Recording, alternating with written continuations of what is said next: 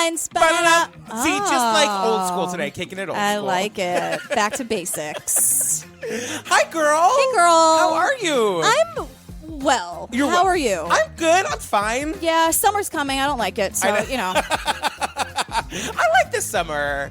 Well, you travel on the subway. That's true. 4 hours to get here. And then you tell me about how much you love the summer in New York City. Girl, before we get to the show, let's just remind the people about our Patreon. Oh, yeah. You guys, Patreon's off the hook. I'm sorry, what? Off the hook. It's off the hook. Listeners. It's off the hizzy, you guys. Okay. Let's... What's in that club soda we have not over been there? Drinking. We have not even been drinking a little bit. You guys, today we're recording Serial episode 8.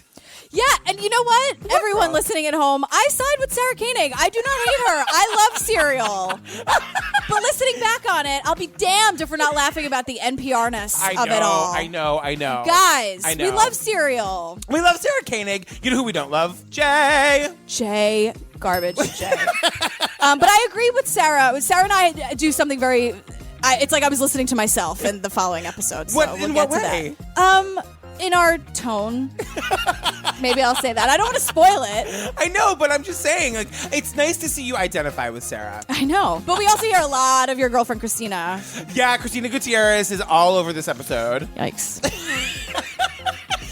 And Julie Snyder makes an appearance, you guys. It's very exciting. It's packed. Anyway, we're up to episode 8 with Serial, 2 full other bonus episodes, a whole bunch of mini episodes. We released a mini episode this week all about our time at CrimeCon. I know. I listened to it this morning, and it brought me right back to that. Anyway, you guys, patreon.com/truecrimeobsessed. You can find the link on our website. Thank you so much. We're obsessed with all of you. Yeah. We're so grateful. You guys are amazing. Best time ever. Should we get to the show? Yeah. Yes. Girl, what are we talking about today? Finders keepers. This is another one that was brought to our attention by the listeners. And I gotta say, you guys, this was a bonkers one. This bonkers is truly accurate. Yeah. Yeah, it's like a step above bananas. It's just bonkers. It's just like, what? And I like full on hated one of the people. Like I've found no redeeming social value in any way possible, or no redeeming quality at all. Actually, Shannon, this bitch. We'll get to him. I hated that person. I'd seen the grill and ended up buying it, and I opened the grill up, and there's a foot, 5 toes and 5 toenails.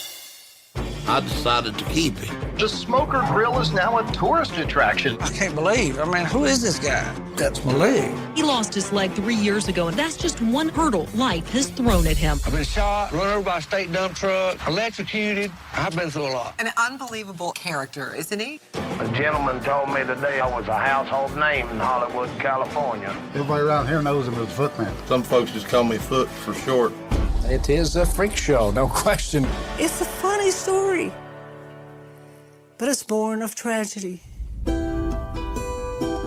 lost my leg in a plane crash, and I lost my father.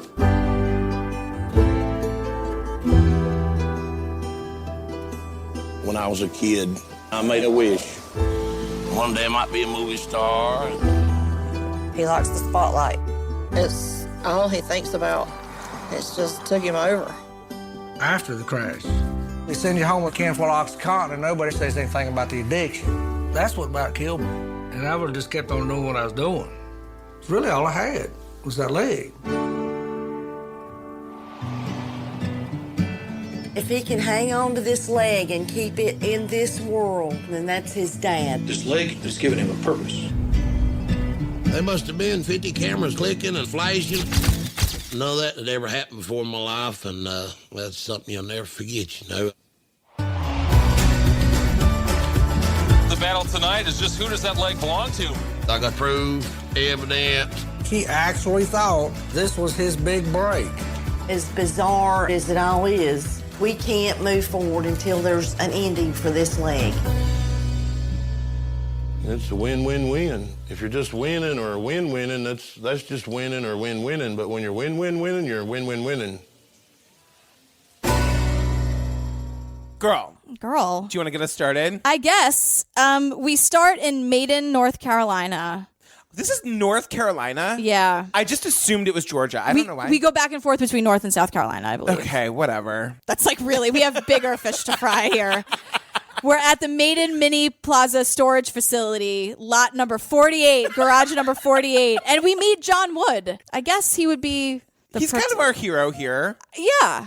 Yeah, no, he is. Yeah. He gets a hero bell at the end for sure. 1,000,000%.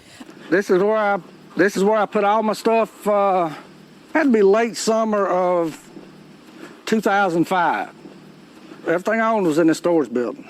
And you pull this door open, the very first thing right there was that grill. So we just get in our time machine, our virtual time machine to 2007, and there's all this news footage. Yes. And the 911 call. I love when we open with a good 911 call. And this is a good 911 call because there was no murder. Right. There was no, like, absolutely heart-wrenching thing that haunts you. Totally.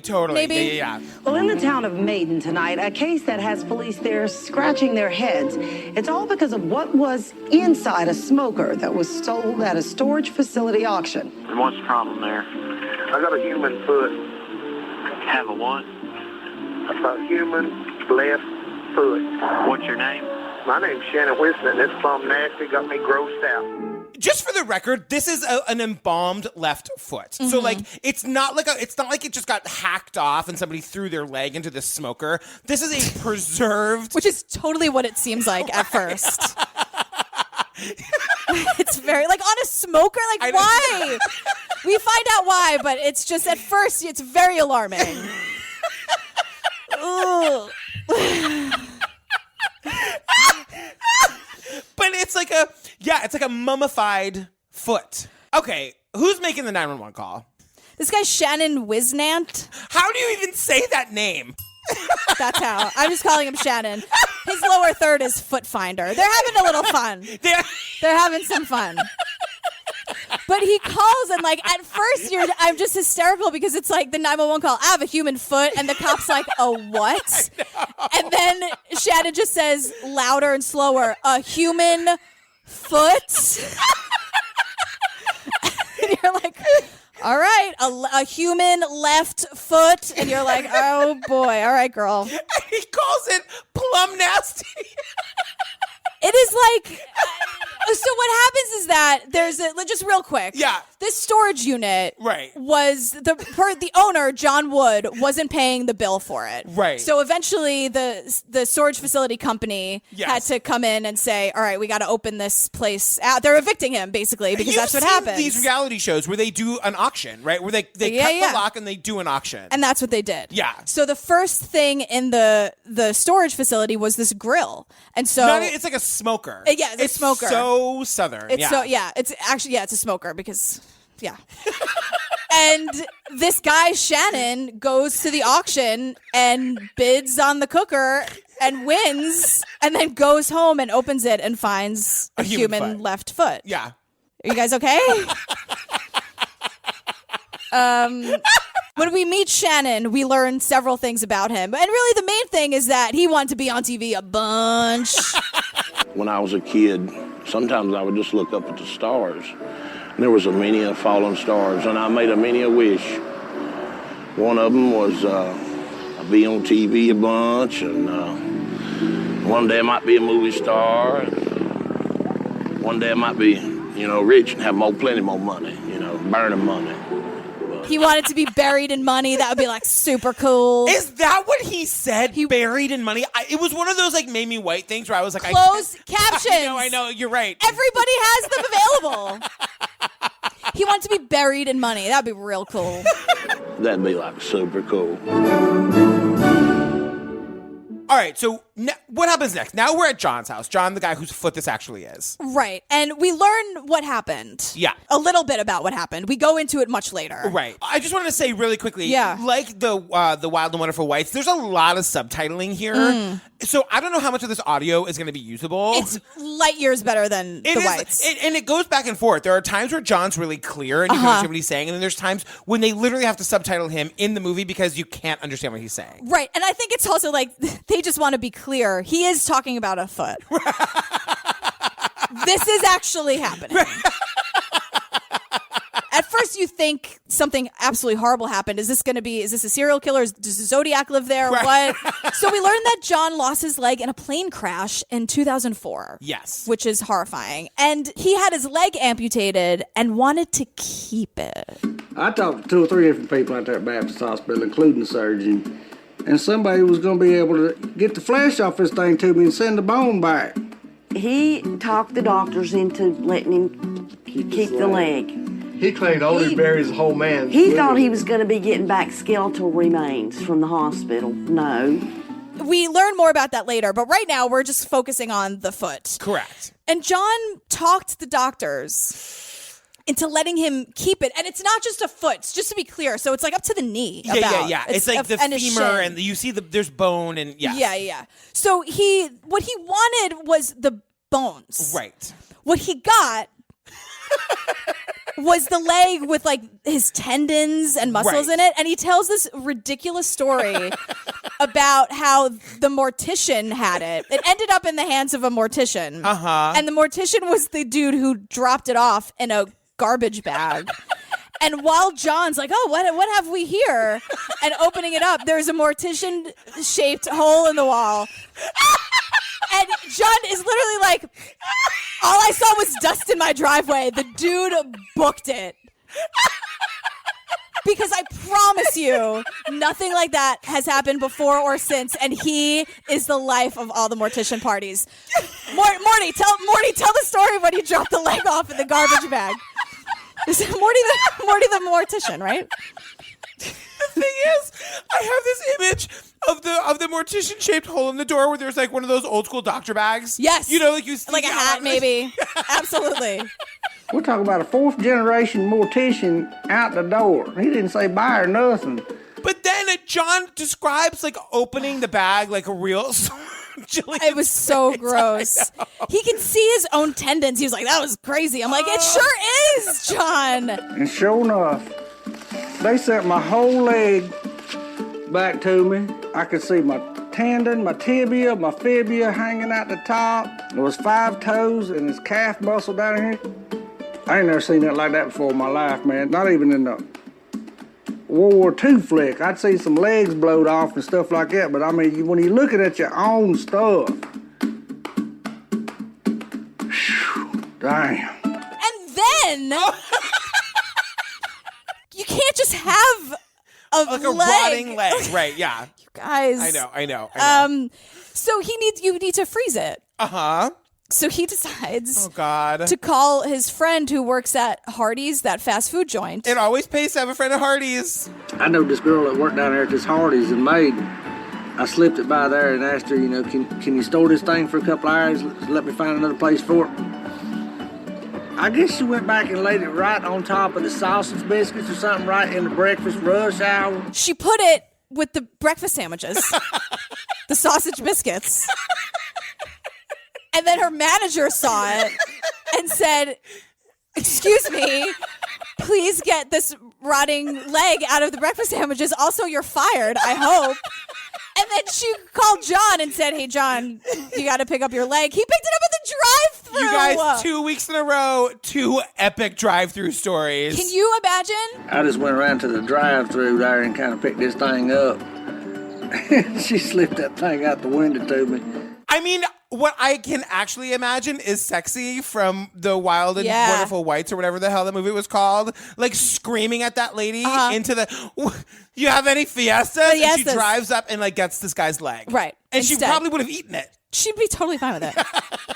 Absolutely. She would have no idea. She was starving. Well, stoned. Right. You pronounce stoned wrong. So we meet John's sister, Marion, or Mary. They call her both, and her husband, Tom. No, okay, they're sitting at a table, and they honestly think this whole story is ridiculous. Yeah, and we learn why. I am Team Mary. She's a Wiccan. I think she's awesome. She's amazing. She's so cool. She's amazing. So they sort of chime in to help us tell the story of how the foot ended up in the Hardee's freezer and how it got to the cooker. Exactly. And there's a lot of really great animation here, you guys. I know. If they use it very well. I liked it. So he gets his friend who works at the mortuary to get him some embalming fluid, and he had it in a roasting pan out in his shed. In the shed. Basting this thing like a roast with embalming fluid. So Mary explains that John took the screen off his door. And then he wrapped the leg in it and put it in the tree in front of his house to mummify it. And he let it air dry for 6 months. Because he had put embalming fluid on it. And then he gets evicted. Yeah, so that's when the leg ended up in his smoker. In the smoker. That's when the smoker and all of John's possessions went into the storage unit. And John moved down to South Carolina. Never paid his bill. And my mom paid the first 3 months of the storage unit and said, after that, John, it's yours. That's how we end up in this mess. Here we are. So now we're back in North Carolina, and we're with Shannon again. Now his lower third is he's an entrepreneur. Oh my God! Yeah. So he tells the story of what it was like to find the leg. Yes.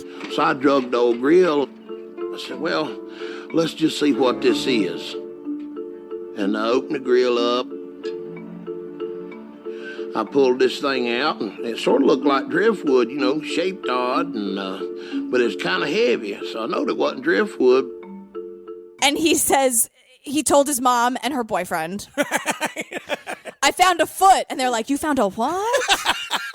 A foot. A what? That's the conversation. That's the first 10 sentences of every conversation you have, whether it's the 911 dispatcher or your mother and her boyfriend. He said, it's a human foot. I said, a what?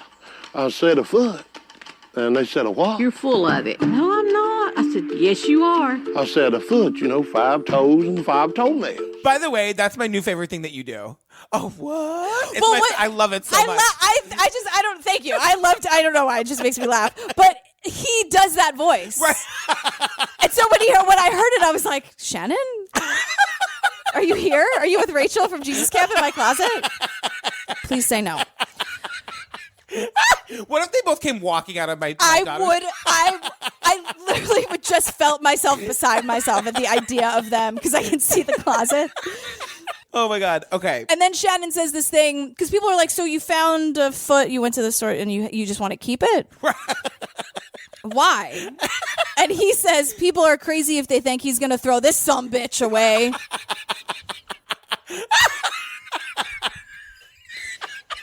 So I said, buddy, I'm thinking when you bumped your fucking head, you're about crazy as hell. You think I'm going to throw this sumbitch away? He called the sheriff's department, and they came and they confiscated it. And Shannon said, well, it's mine. I paid for it. He should have called the cops. Right. If he wanted it so badly. Totally. Because then we meet Nelson Miller, who has no time for your shit or anyone else's. He's the responding officer. Yeah. Yes. It's so great. This one, they didn't even have to include him, but I feel like the filmmakers have such a great sense of humor with the, entrepreneur, foot finder, or whatever. And original foot owner. It's just so funny. And he just has one line. Right. And he says, yeah, I saw it. I just wasn't going to pick it up. Yeah, I'm the same. Same girl. I wouldn't pick that thing up either. Yeah. I guess the best place to put anything like that, if it's a body, you put it at the funeral home. If it's part of a leg, you put it in the funeral home. We don't need it. So now we hear more about John. The original foot owner. Yes. And it used to be his foot, you guys. It used to be attached to his body. You guys, please, I can't handle it. And we get this footage from 2007 because we learn later this becomes a very local media sensation. Yes. So we get this footage of him that looks like it's from 1981. It's from 2007. It is true. It's so grainy. That local cable news thing that looks like it's from 8 decades ago. All on VHS or 8-track. It doesn't make any sense at all. He lost his leg 3 years ago in a plane crash, and he says that's just one of the many hurdles life has thrown at him. I've been shot, run over by a state dump truck, electrocuted. I've been through a lot. He's been run over by a state dump truck and electrocuted. And I'm like, what? This guy... We're going to find out that this guy was on a lot of pills and a lot of drugs. Yeah. So this could be true. It could not be true. Yeah, I have no idea. Yeah. So then now we're back even further to 1978. And we learn about John's childhood. John was super rich. The basement of his home where he grew up was a roller rink.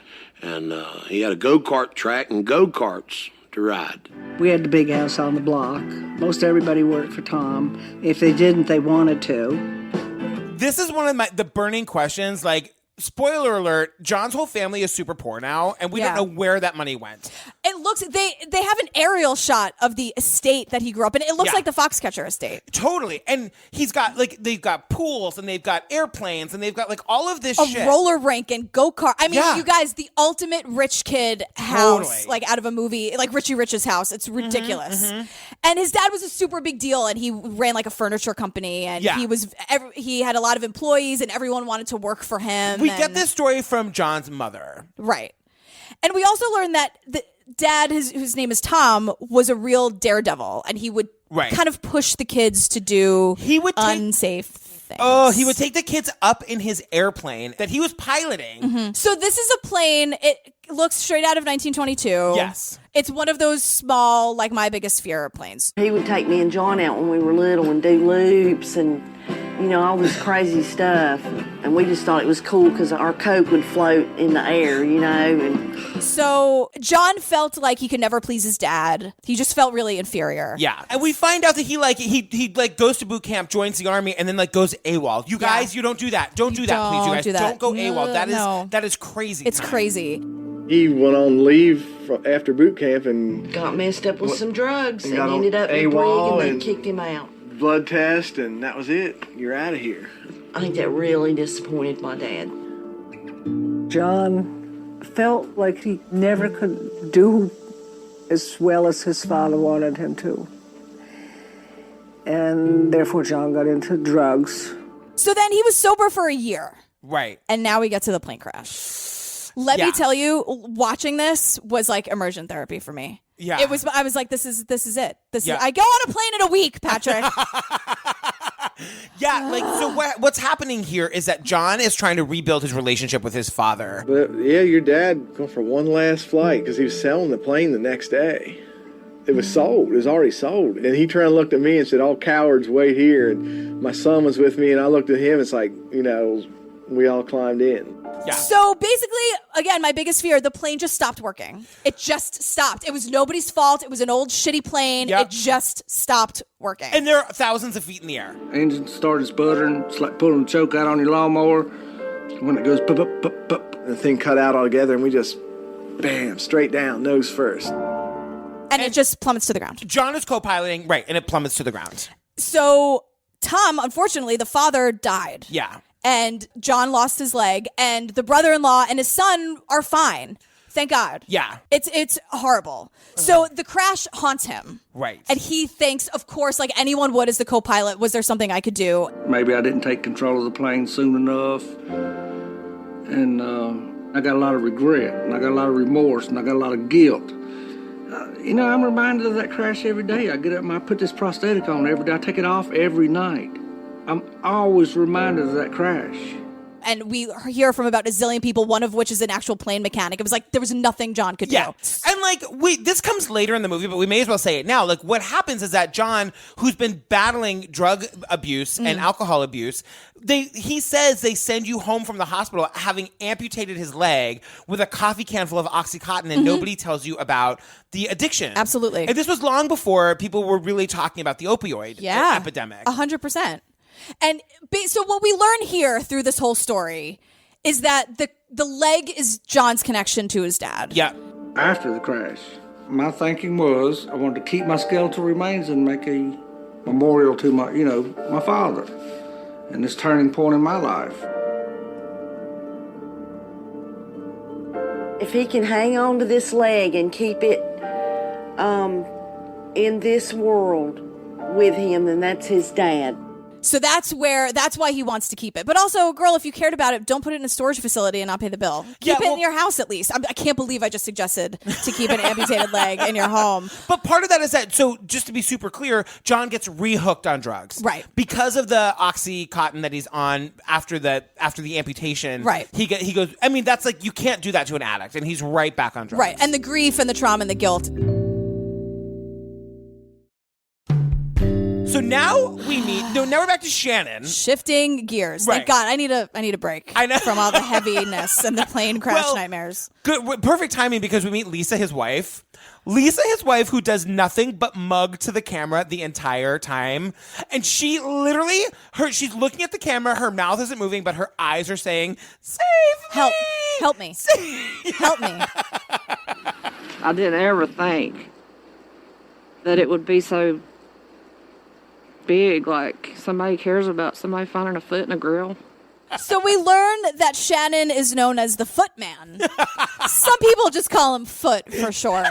Hey, Foot. Like, nobody does that, Shannon. That's not nobody a does that. that. Doesn't happen. Nobody cares. Does that. Nobody thinks you're cool. You probably have the smallest penis ever. Why are you doing this? Do you want to talk about how Shannon and Lisa met? Yeah, Shannon walked into a bar. Fat Shannon walked into a bar with no shirt, just wearing a pair of shorts, a cowboy boot, and a cowboy hat. Mm-hmm. And I thought, what is he doing?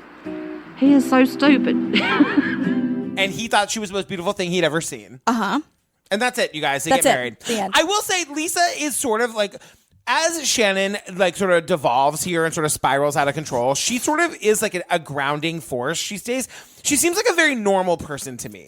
And she says no less than 11 times that he's going to do whatever he wants to do. He's never going to be happy. He doesn't like the word no. And I'm like, girl, how much help do you need? And I'm serious. Whatever he wants to do is, he's 39 something years old. I mean, he's obviously going to do what he wants to do. So just because I don't like it don't mean he ain't going to do it. The way she describes him, and she gets serious, and she goes, if he wants something, he's getting it, and that's just it. The thing is, she seems like a take-no-shit character, but then at the same time, she's married to this like larger-than-life personality. I hate him so much. I know. He's awful. Good use of the garbage belt. Hey, thanks. So at some point, John becomes aware that like his storage unit has been sold, and his foot is now out there. This guy, Shannon, thinks he owns it, but the police actually have the foot. Right. So neither of them are in possession of the foot. Correct. That's an important line to draw, because it's at this point in the movie where you realize, wait, neither of them actually have it. Right. It's like, it's his leg. I don't understand. Why do you want it? Oh, because he's fucking branding himself. Exactly. As the foot guy and the smoker foot or whatever. WCNC reporter Tony Burbeck live now with the new twist in this story. Tony? Yeah, Chris, the battle tonight is just who does that leg belong to and what's going to happen to it next? Kept for posterity or used to make money? So we see this news footage, and we learn that like Shannon is selling the opportunity to look at the smoker. Just the smoker. Again, neither of them have the leg. Oh my God. So he's selling tour. He'd be like, this is where I got the foot or whatever. Charging $3 for adults, $1 for kids. To see nothing. To look at a barbecue. You're going to get so many emails about how a barbecue is not a smoker. All right. Hot fries aren't Cheetos. I get it. Whatever. You cook stuff on it. Jesus Christ. Where Shannon Whisnant charges $3 a peek for adults, $1 for kids. You can come see it. Bob Cook Road off Business 321, $1 admission. They like cut to John, like present day John, and he's like, nobody wants to see an empty grill. They want the foot, man. Like then they're both like kind of shit talking each other to the camera present day. Right. Like Shannon is saying that John is such a brat, and then John's like, he's not that good of a businessman. Like, what is he selling? And John, you are absolutely right, girl. They don't want to see no empty grill, man. They want to see some skin, man. Where's it at? So Shannon is branding himself as the footman, but he doesn't have the foot. Right. The police brought the leg to the local funeral home. As you do. I guess because the mortician had to drop it off at John's at first, right? That poor guy, the guy with like the mortician with the mortician shaped hole in the door. Yeah. Like, they're bringing it back to him, and he's like, no. Like it's haunting him. Like every time he turns around, it's in a different place in the house. It's all jump scares that scary music. You guys, Palate Cleanser today is from Fun Home, which is like a show about a lesbian who like grew up in a funeral home. Great. Yeah. I love when you decide things on the fly. It just came to me. I love it. Also, Beth Malone, I'm obsessed with her. Look her up. So the foot is now, the leg, the foot, the whatever. Yeah. Is in a funeral home because that's where the police gave it. That's whatever. I don't understand. This is not my wheelhouse. So Shannon is now demanding it because I think he's realizing he looks like a jackass. He looks like a jackass anyway. Right. But he's the footman with no foot. And I'm sure someone was like, give me back my fucking $3. I don't want to look at a slow cooker. Somebody asked for a return and it sent Shannon over the edge. Exactly. I promise you that's very close to what happened. So he's pounding on the desk demanding what he's calling his property. Right. And they have to call his sister and they're like, can you calm this guy down? What the hell? The guy from the funeral home called me and said that Shannon Whisnant was down there pounding on the table and waving that receipt around and yelling at his receptionist and demanding his property. I was flabbergasted. I mean, I was just like, what? what is happening? And so then Lisa's like, I'm sure it was chaos if they didn't give him what he wants. I was like, he sounds fucking charming, Lisa, girl. What are you doing? And so Shannon goes to find a judge to grant him ownership of the foot. Why the foot still exists, I don't know. Right. Like, why didn't the cops just take it and then get rid of it? Are you not allowed to do that? There must be some weird thing. Like, why? It's just sitting. This is all unprecedented. This is all uncharted territory. I'm sure that they wrote the rule book as it was happening. And now, do all funeral homes just have body parts that have been found and still? Like, what? I don't understand why. What's the protocol, you guys? Do we have any funeral home experts guys, out there? please, I kind of need to know, because the fear of the unknown is scarier, I think, than what the truth has to be. Someone please save me from my nightmares. So now, because Shannon cannot keep his mouth shut about this thing, Shannon has become obsessed with having the foot. Right. So he's screaming and hollering to anyone who will listen, the news, the judge, whatever. And John, rightfully so, is like, who is this guy and what does he want with my leg? What is happening? You know, I can't believe. I mean, who is this guy? You know what I mean? Then we get another clip of Shannon's sister. Oh, yeah. Who says your favorite line?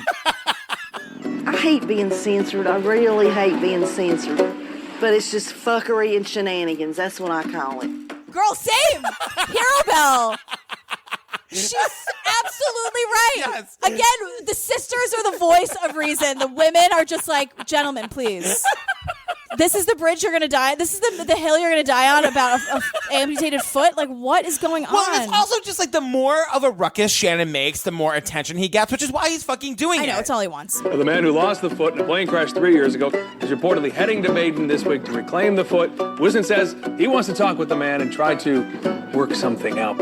John decides he's going to have like a press conference. Like, Shannon's been all over the news, and John, who's, you know, the original foot owner, decides he's going to have a press conference. He decides to have a press conference at the Dollar General. All the local media knew I was coming up there, and I said, listen, I'm going to do this one time. I'm going to pick my leg up in Maiden. I'll meet y'all at that Dollar General. And even his sister is laughing at how ridiculous it is. I know. Anyway. So he shows up, and Shannon decides, well, like, if there's going to be media here, I'm going to go too. Right. And they're like, it was a media circus. It was like 5 news crews. Right. So everyone sit down. And John is saying that he's appalled that the idea of his leg is a tourist attraction, and he just kind of wants to go home quietly and just take it, whatever. So he's sort of trying to fight Shannon on the only turf he knows, which is the media. Right. But Shannon shows up and is trying to be, because he's not. He's just such a doofus. trying to intimidate John. Next thing I know, here comes Shannon Whisnant coming out of the car. You know, he had to, stick his big grape up in there. I went up there, and I watched him like a hawk. It was just this glaring and this posturing attitude, just real aggressive posturing. He's staring at him. Right, exactly. Which can be very annoying and, leaning in. Just that stupid, of course. And Shannon, according to present day Shannon, he pulled John aside and suggested that the two of them go into business together and play the media. Right. And also that they came to a deal. Like a joint custody deal. Some deal. He doesn't have any details at all, but he wants to go into business and really play up this rivalry. It's like, ladies, no one's going to give a shit in 2 weeks. Right. That's what happens. You no one cares. Air garbage belled. You just air garbage belled. You totally air garbage. I didn't even. You air garbage belled. It was amazing. Should we tell the people what John's take on this whole situation is? When he looks directly into the camera? Yes. John, take it away. Never had a deal with Shannon Whisnant. Let that be explicitly clear. I never, ever made any implications or otherwise had a deal with Shannon Whisnant about anything going into business with him in any way, shape, or form. Do I need to repeat that slowly? I believe him. I believe him too. Do you think it was clear enough? I totally believe him. Like, why on earth would he want to do this? And then Shannon's like, we did discuss business opportunities. I'm like, no, you didn't. So this is where we get John's mom.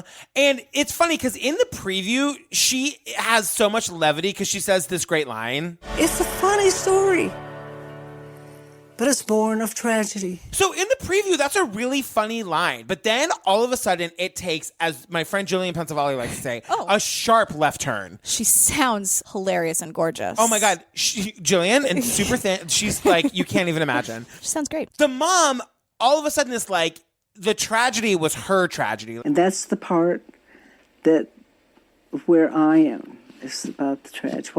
What I lost. I didn't lose a leg. I lost my husband.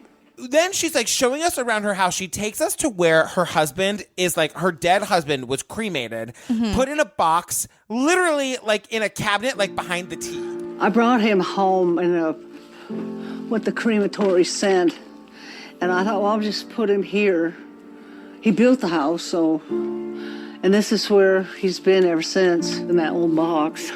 And this isn't the big estate house with the roller rink and everything. Right. This is just a cabin somewhere. So this is where we start to see that, like, she doesn't have any money, and John doesn't have any money, and his sister doesn't have any money. Like, they're poor. Yeah. And we get no answers about where all that family money went. Yeah. But we do learn that, like, maybe the mom and the dead dad didn't have the greatest marriage. Right. So the mom's name is Peg. Yeah. I don't care. I hate her. So John and Mary are talking about how they resent how Peg handled the death of their father because she didn't have a service. He died and it was kind of it. She actually put him in the back of the closet. She did. And shut the door and that's it. And so the kids are kind of like, what the hell? So Mary explains that her father was kind of a misogynist and treated their mother terribly, and it was very old school. I'm the man, you're the woman. Just all bullshit. Bullshit. Like, it was a very misogynistic marriage. The man rules. If the man wants to go out and have a fling, he does. And this is just what men do. He treated her very often as like an employee. She carries a grudge forever. Yeah. Forgive and forget? What kind of dumb statement is that? Let's not. So the whole thing about Peg, the mom, is that, like, she's heartless. We learn about that through, like, her son John's addiction. Yeah, being related to or in love with or in a relationship with an addict is very hard because they do and we things. get the sense that Peg has a lot more experience with this than just with John. 1,000,000%. Yeah. What she does, like, Peg doesn't know the difference between not enabling and being totally heartless. Yes, totally. She thinks if she was here, she would say, well, I'm just not enabling him and I'm tough love. And it's like, no, but it's not that, because she says this thing where I'm like, did she misspeak? I'm hoping she misspoke and she reversed it. You can't help but like John. There are times, most of the time, I don't know that I love him. I like him. And I'm like, no. You should always love him, but maybe you don't like him right now. But you love, you know what I mean? But that was the moment where I don't think she did misspeak. I don't think she did. That was the moment where I was like, oh, this is actually a heartless woman. Yeah, it was it jarred me, and I hoped that she misspoke, but I knew, like, in my heart of hearts that that's how she feels. Yeah. And Mary's like, dude, that's super cold. I know. And then we learn more about the sister and how the sister really, like, nursed him through that time. Right. I would go over there and keep his house clean and do his laundry. I'd get him buying groceries. And I was taking money that we couldn't afford to give and giving it to John. But he needed it more than we did. He did. She knew that, like, she was fighting a losing battle. He relapsed, umpteenth times. Yeah. She didn't, and, like, she talks about how, like, she was prepared for him to either die or kill himself. Yeah.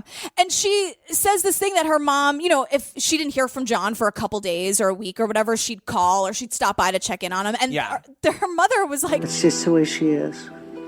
Oh, my God, I better go over and see about John. He didn't call, so I better go see. Da-da-da-da-da. But she's got to throw him out there. She's got to let him go. Do you know how hard that is if you haven't heard from an addict to show up? You don't know what you're walking into. Right, totally. Think about that, Peg. Yeah. Fuck you. She's totally garbage. I hate her. And then, again, like, I just think this documentary is well made, except that it goes on about 15 minutes too long. Yeah. But it's only like an hour and 20 minutes. I know. Just when we're like, oh, God, like, this is a lot. Then we just cut right back to Shannon, who's like, I'm pretty smart. I'm sure you figured that out by now. I'm pretty smart. I'm sure all y'all figured that out by now. I've heard from many of folk, kin to me and close to me, and the ones that know me, they tell me that I got the best business mind that they have ever seen. No. Nobody thinks that. And our exclusive interview with the man, the myth, the legend, John Wood. Our ratings are skyrocketing, party people, because you're here. John goes on like Fox to talk about it. John announces that he is in possession of the leg. Right, you're like, oh my God! You have the leg back in your possession. You got confirmation. Who brought it back to you? Oh, I retrieved it from Maiden. No, you guys, for the record, we have not seen this leg. We don't know if we're gonna see it. We don't every second you're like, please don't show it, please don't show it, please don't show it. So we haven't seen it. We don't know if we're gonna see it. But this is where Shannon tells us he's biding his time. He's waiting patiently. I'm just waiting to see what's going, what all is going to perspire one day at a time. He means transpire. Yeah, he said perspire. He said perspire. That's the first time. I know. Oh, it comes back. It'll come back, you guys. On national television, it comes back. Oh, we'll get there. So Shannon comes for John in the media, and then Shannon gets a lawyer and sues John. Like, the whole thing just gets crazy. And then, you guys, the story goes international. Because sometimes, remember with, the J.T. Leroy thing where, German TV was, dying to talk about it? There's something going on in Germany where they love these crazy American stories. And they came a-calling. Got a call from the Johannes B. Kerner show in Hamburg. It's fairly like the Jay Leno show of Europe. And his producer, you got that leg? Yeah, I got it. We're going to have to see it, to keep the integrity of the show. So we get it. We get the story only really from John's perspective, but they show them on this German talk show, and John and Shannon are sitting next to each other. Right. The only reason this is important to tell the story is because they get John to show the leg, and it is disgusting. It's disgusting that it happened. Yeah. It's disgusting how it happened. Yep. He had to get that on a plane. He had to check that. That was in luggage somewhere on a fucking plane that I might have been on. I've never been to Germany. But again, planes, you guys, I'm going on a plane in a week. This is a nightmare. But so Tom and Mary are saying this is the worst time for John to get a little bit of fame because he's a full-blown addict once again. Right. And he's not doing well, and you could see it. So what the German producers do is they get him all liquored up. Yeah. Because at first he's like, I have it, but I'm not going to show it, which is annoying, John. Yeah, you're going all the way to Germany, you're saying you have it, and then you're not going to show it. You brought it with you. You're going to show it. It's ridiculous. But they got him drunk and convinced him to show it, and then he does, and it's horrible. It's disgusting. It's like I don't even know. I can't even. I tried. You just turned it to me, not just pick a sentence and go with it. But that's me all the time. No, I put my hand in front of my face. I was looking through my fingers. It was horrible. So gross. And then John feels ashamed. Just make me kind of ashamed. Here it is. I'm gonna throw it out there and and do like Shannon was gonna do with it, and come look, and sell it.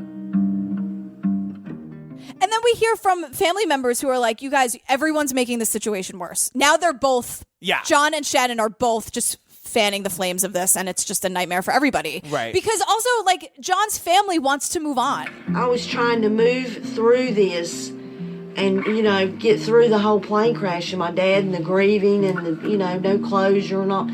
John was still just dredging it up, and I was like, God damn it, John, you're making a bad situation like a billion times worse, and you're forcing us to relive this over and over and over again when we're just trying to heal. Can we just put it to bed and because move on? The whole thing is that they had the plane crash, the dad died, but then John became a basket case, and so they've spent all this time and energy trying to make sure he doesn't die, that they've never had the opportunity to mourn the loss of their father. Right, and they know that John is clinging to this foot because it's a connection to the dad. Yeah, it's just exactly. Everyone's exhausted, and I'm like, girl, same.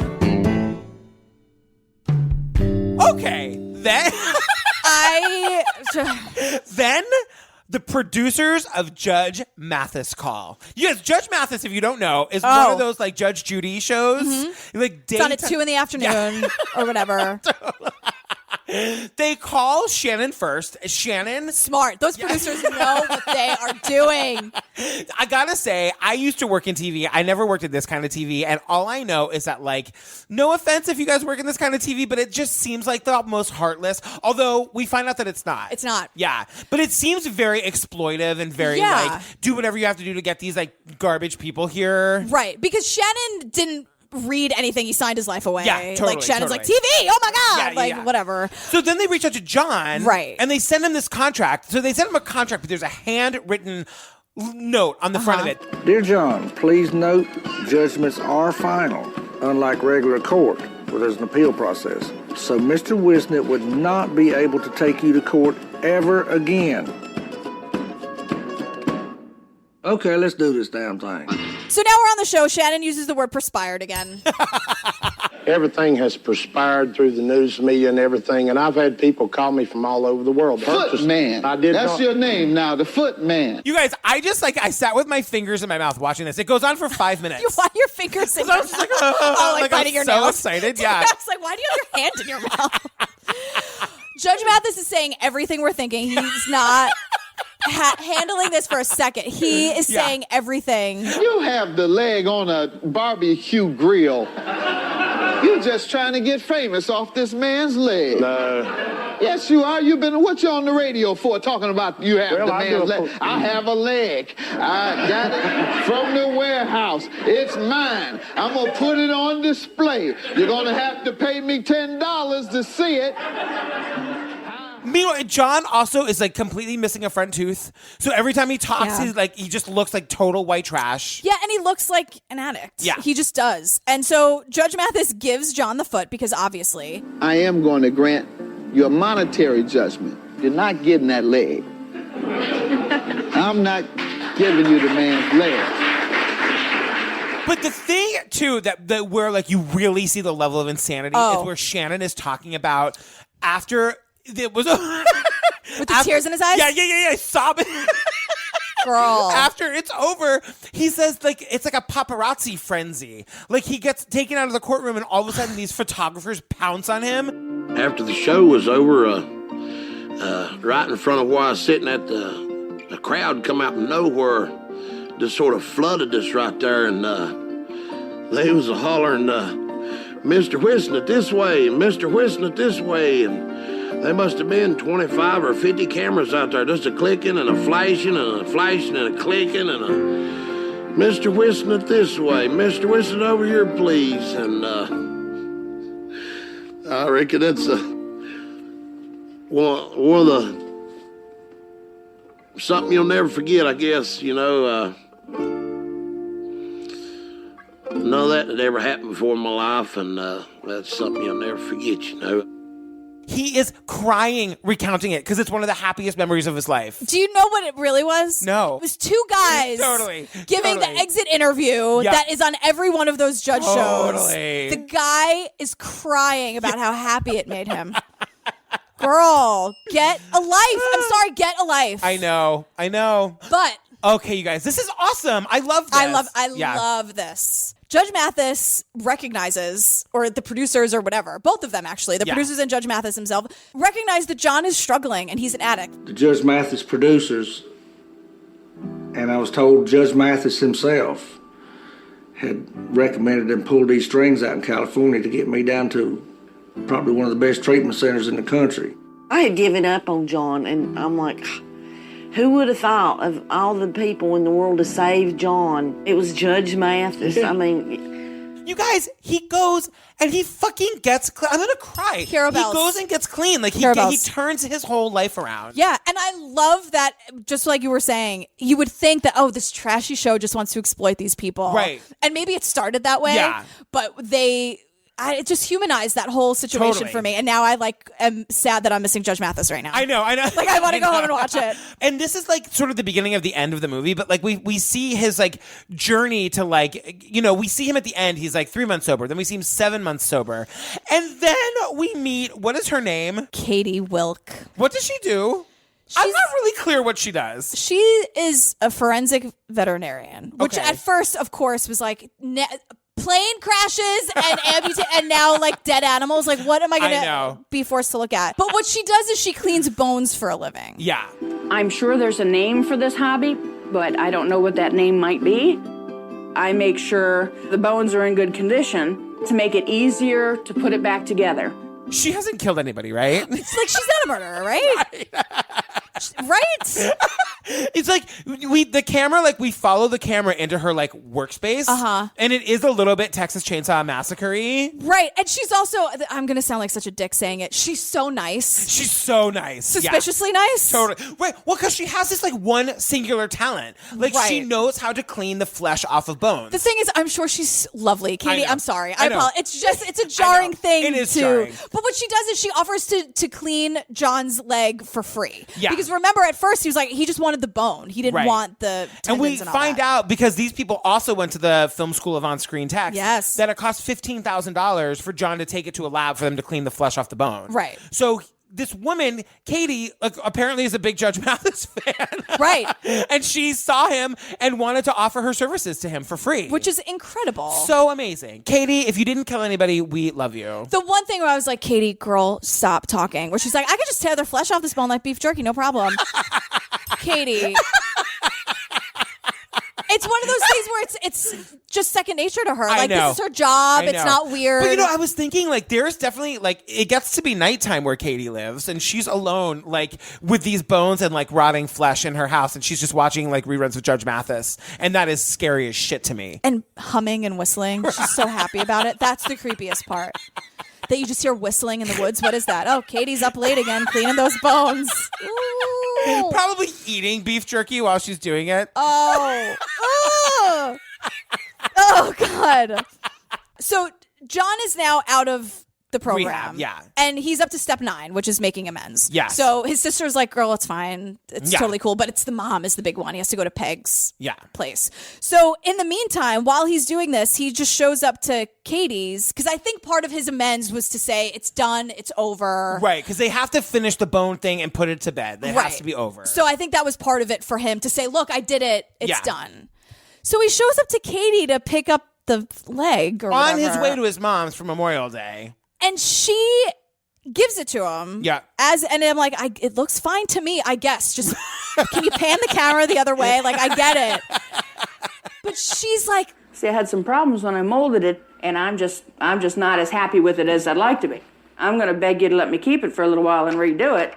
And I'm like, she just wants to play with the bone again. Right. So he's like, okay, and like gives it back to her. Then it's cutting to John's mom, who's like, he's late. He's not here. Like he said he was going to come. I don't hear him. He's supposed to be here for supper and, to stay here for the weekend.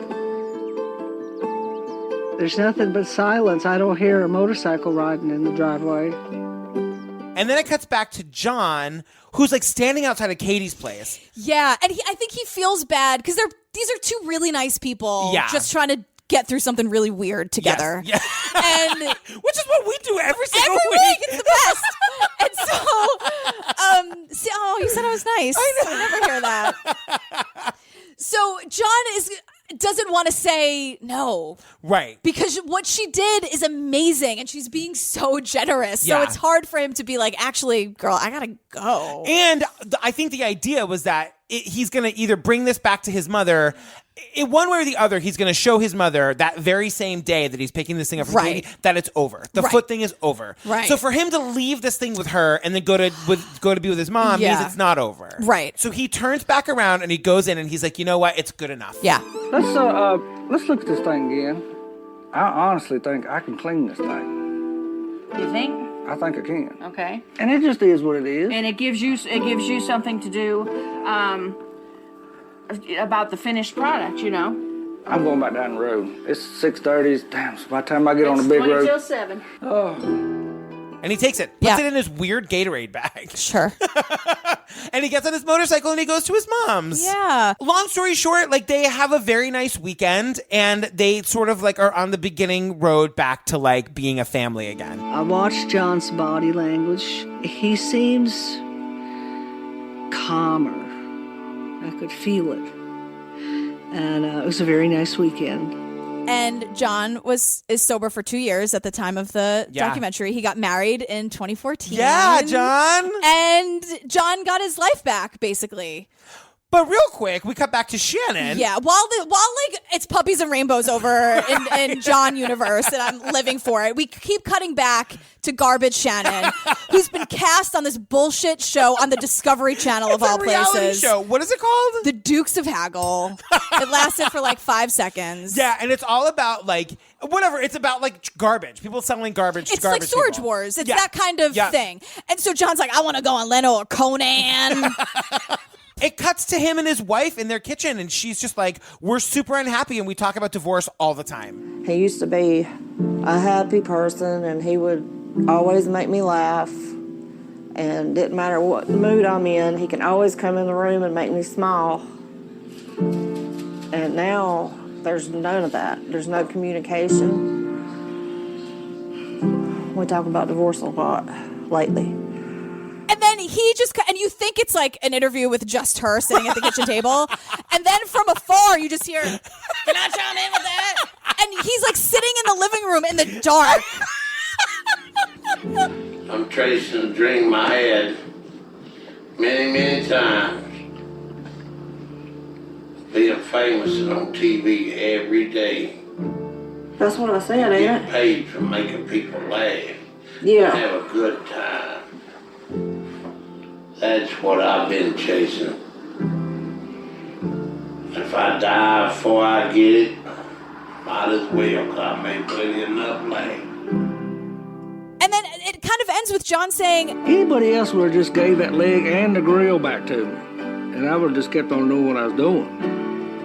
Him doing what he did, I got my life back. Team John. Team John. All the way.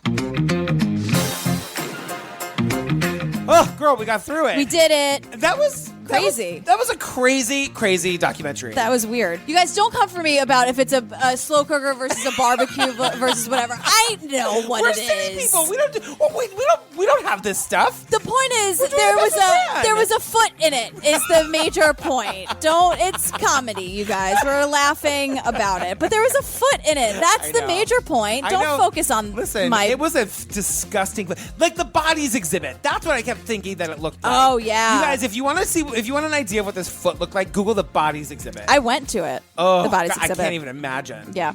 Girl, what are we doing next? We are doing, you guys, get ready, get out your glow sticks and your ecstasy. Maybe not the ecstasy, but we're doing Glory Days. That's the Michael Alec documentary, you guys. What a piece of fucking garbage Michael Alec is. I know. Club Kids in the 80s, you guys, it's going to be bonkers. Yeah, and in the meantime, if you don't want to watch the documentary, just watch Party Monster with Seth Green, Marilyn Manson, and Macaulay Culkin and Wilson Cruz, our girlfriend. Macaulay Culkin in the worst performance of his career. He is so aware that a camera's on him. Oh, it's awful. He's so bad in this movie. It's horrible. But the story's crazy, and you're gonna love this. Yeah, and I hate Michael Alec. And apparently, people like when I have contempt for the subject. Girl, where can they find us? At True Crime Obsess on the Twitter, truecrimeobsessed.com, and True Crime Obsessed Podcast on Instagram, and True Crime Obsessed Podcast discussion group on the Facebook. Yes, you guys, we are getting so close to 2,000 reviews on iTunes. If you would take a minute and review us on iTunes and give us like 5 stars and just say like a nice thing. Oh, that would be nice. I want to get to 2,000 so badly. Oh my God. Remember when you were obsessed with the reviews? I know, I was. I totally was. You would send me screenshots every day. I know. Girl, where can they find you? At Jillian with a G on all the things. I'm at Patrick Hines on the Twitter, at Patrick Hines _ on the Instagram. You guys stay tuned for our hilarious outtakes. TM. And you guys, this week our palate cleanser is from Fun Home, the musical from Broadway. Won the Tony Award like 2 years ago. It's Hooray! So and you guys, don't forget to subscribe to our Patreon. We are up to episode 8 of Serial. Oh boy. It is totally insane. It's nuts. Whole bunch of full bonus episodes, all of our extended outtakes. Everything is commercial free. We add more stuff by the week. Hang out with us. People are loving it. We're having such a good time. We're having the best time. We love you. We love you. Thank you, guys. Bye.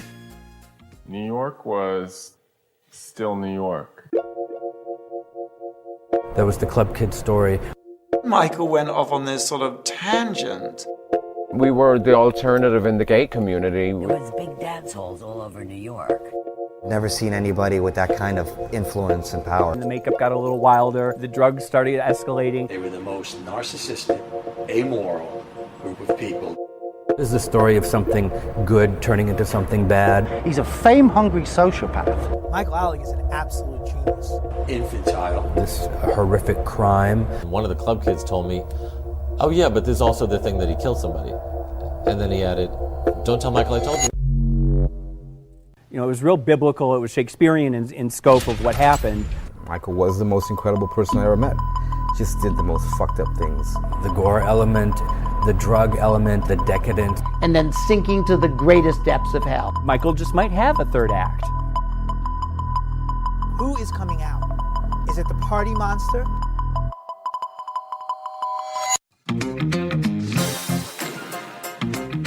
But we had a great time. We had a great time. We met Rabia. I mean, she smells amazing. I'm just every time. You're on record. It's such a call and response thing at this point. You say Rabia and I say she smells good. John's sister and brother-in-law talk about the counselor, and Tom, the brother-in-law, can't remember his name. He's like, what's his? He had a weird name. He had like a first name that was a last name. His name's Carlton. He helped John a lot. He did help John a lot. Yeah. When we first get to Shannon's house, Lisa's like, look at this beautiful chandelier. And then in my notes, I just have a ton of question marks. Because it's all made of things that have to do with a foot. And it's just mannequin legs. And it's just garbage. But again, like super Texas Chainsaw Massacre-y. Right. It's the kind of thing that like you fall asleep and you wake up and you're tied to a chair and you look up and that's the chandelier. Absolutely. It's like from True Detective. Yeah, totally. But they call it a chandelier, which is just absolutely not what it is. I know. One of Shannon's big business ideas was to display the foot on Halloween. Have like a big Halloween thing with the foot. Yeah, Shannon, you are a genius. Your friends are right about you. Oh, God. I'm looking forward to getting to like a real documentary next week because I cannot listen to these fucking accents for one more minute. You know, yeah. Your uncle died. You're feeling low. You've got to bury your mama, but you don't know where to go. Your papa needs his final rest. You got to give them the best. Whoa, come to the fun home. That's the Bechtel Funeral Home, baby. The Bechtel Fun Home. Next to Dumpster Park Resort in Beach Creek. The Bechtel Fun Home. We take dead bodies every day of the week, so you've got no reason to roam. Use a Bechtel Funeral Home. What it is, what it is. What it is, what it is now, baby. We come to touch and come to church, baby. Our caskets are satin lined, and we got so many models, guaranteed to blow your mind. You know I'm mourners, so satisfied. They like our formaldehyde, yeah. Here at the fun home, that's a Bechtel Funeral Home, baby. Come to the fun home. We got Kleenex and your choice of song. Stop by the fun home. Think of Bechtel when you need to embalm. You've got no reason to roam. Use the Bechtel Funeral Home. What it is, what it is. What it is, what it is. Tell them what we got. Tell them what we got, Tito. What else have we got? What else have we got, you guys? Smelling salts for if you're queasy. Folding chairs that open easy. These are cool. You know what they are? Flags with magnets for your car. These are wire and they hold flowers. Here's a sign for the names and the hours. Stand right here when you sign the book. This is called an aneurysm hook. On guard.